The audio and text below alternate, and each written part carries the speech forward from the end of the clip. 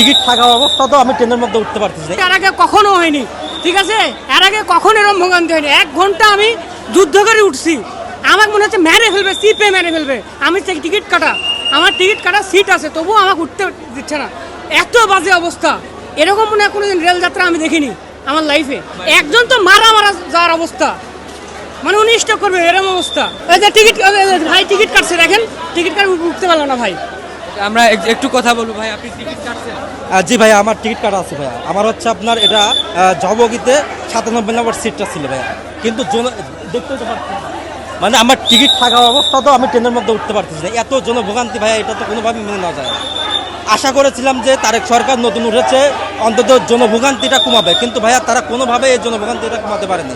এদিক দিয়ে আমি মনে হয় সম্ভবত সে ব্যর্থ। আপনি দেখতে পাচ্ছেন ভাইয়া, ঢাকাতে আপনার ঈদের যে ছুটিটা শুরু হয়েছে, সকল প্রকার মানুষ তাদের কিন্তু নিজ গন্তব্যে বাসায় যাবে, কারণ কোরবানির ঈদ বাবা মা এবং আত্মীয় স্বজন সবাই ওয়েট করে থাকে যে তার প্রিয়জন পরিজন তাদের সঙ্গে ঈদ করবে। কিন্তু যদি এই অবস্থাতে হয় তাহলে কেমনে সম্ভব ভাইয়া? এটা হচ্ছে আমার কথা।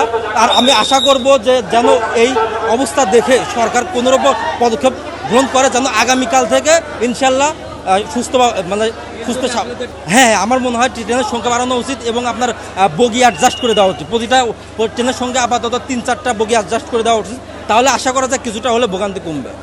দর্শক, যেমনটি শুনছিলেন, একজন যাত্রী যিনি আসলে ঢাকা থেকে পঞ্চগড়ের উদ্দেশ্যে যাবেন, তিনি টিকিট করেছেন অনলাইনে, এবং আমরা যেটি দেখেছি যে তিনি কিন্তু এই মানুষের যে ভিড়, এই ভিড় ঠেলে আসলে তিনি বগিতে এখন পর্যন্ত উঠতে পারেনি, সেটাই কিন্তু জানাচ্ছিলেন। এবং পুলিশের যে সদস্যরা রয়েছেন তারা কিন্তু ছাদে ওঠা থেকে বিরত থাকার যে পরামর্শ সেটি দিচ্ছেন।